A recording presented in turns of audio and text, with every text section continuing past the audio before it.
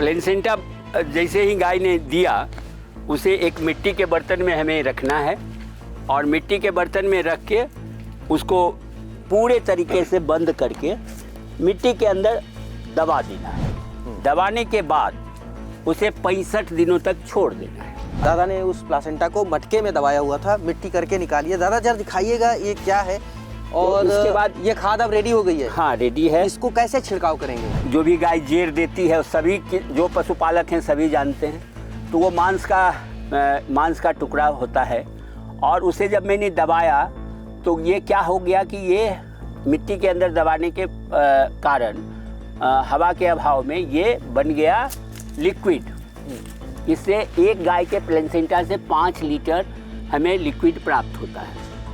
वह खेतों के लिए 10 एकड़ के लिए सफिशिएंट है। 500 ml जिस समय आप खेतों में बुआई करते हैं उस समय सूखी गोबर, मिट्टी, रेत अथवा वर्मी कंपोस्ट जो आपको उपलब्ध है पूरे खेत में 500 ml मिला के छिड़काव कर दें।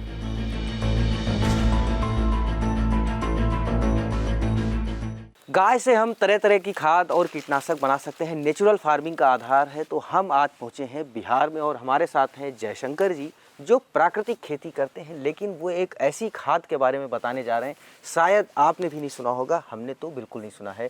गाय जब बच्चा देती है तो उससे समय जो प्लासेंटा निकलता है उससे वो खाद तैयार करते हैं। अब वो क्या खाद है, कैसे तैयार करते हैं, ये हमें बताएंगे। दादा आप वो खाद आपने कैसे तैयार की हमें ज़रा दिखाइए और बताइए उसकी क्या विशेषता होती है। प्लेसेंटा जैसे ही गाय ने दिया उसे एक मिट्टी के बर्तन में हमें रखना है और मिट्टी के बर्तन में रख के उसको पूरे तरीके से बंद करके मिट्टी के अंदर दबा देना है। दबाने के बाद उसे 65 दिनों तक छोड़ देना है। अच्छा, तो ये यहाँ पे दादा ने उसको एक मिट्टी के बर्तन में, मटके में उसको दबा दिया है मिट्टी से। दादा इसको जरा खोदिएगा कि निकालिए, देखिए कैसा है। अब तैयार हो गई होगी? हाँ, एकदम कितने तैयार दिन हो है। गए इसके? ये 60 से ज़्यादा 62 दिन हो गया है इसका। ये हमारी जो पारंपरिक खेती रही है, प्राकृतिक खेती रही है, उसका आधार अलग अलग है, तरह तरह का है।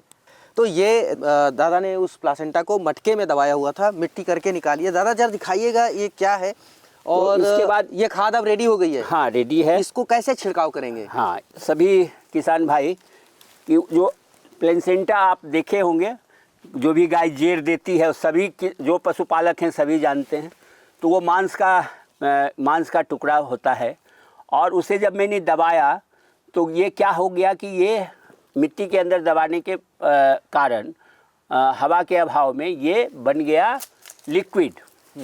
इससे एक गाय के प्लेसेंटा से 5 लीटर हमें लिक्विड प्राप्त होता है।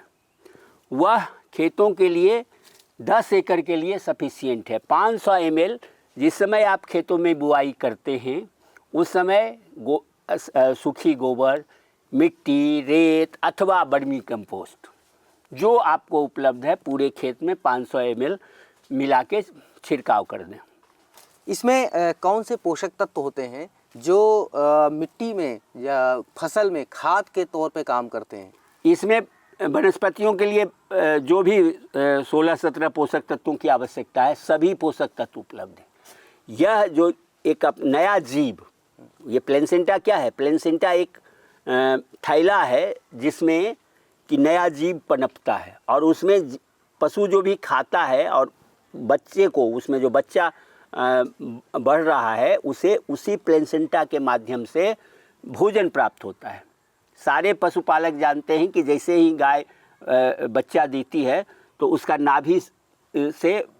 नाभि को काटते हैं, यानी कि अभी तक जो वो उस भोजन था वो उसका जो आवरण था पैकेट में वो बंद था, उसी में सारे पोषक तत्व जमा थे और उसी के माध्यम से उसको भोजन मिल रहा था और एक नया जीव पैदा हो रहा था। अच्छा। यानी कि सारे पोषक तत्व उसमें जमा हैं। ये पूरे वैज्ञानिक तरीके से है और उसका उपयोग कोई नहीं करते हैं, उसे ऐसे ही फेंक दिया जाता है।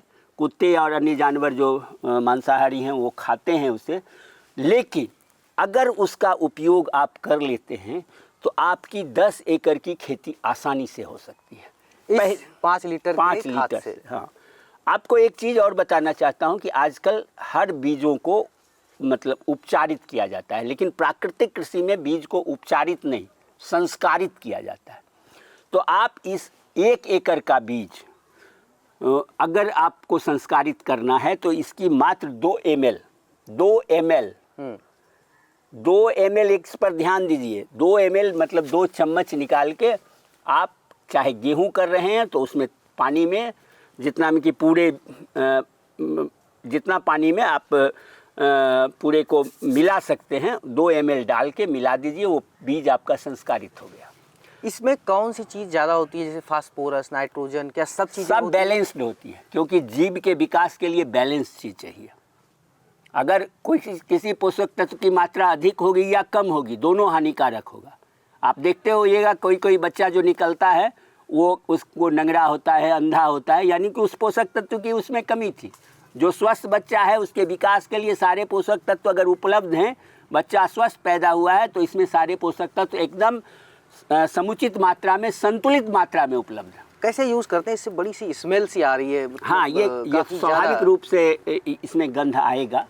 ये गंध तो बहुत कम है। अगर इसे बाहर में छोड़ देते, हवा में छोड़ देते तो इससे भी ज़्यादा गंध आता, क्योंकि दुर्गंध आता।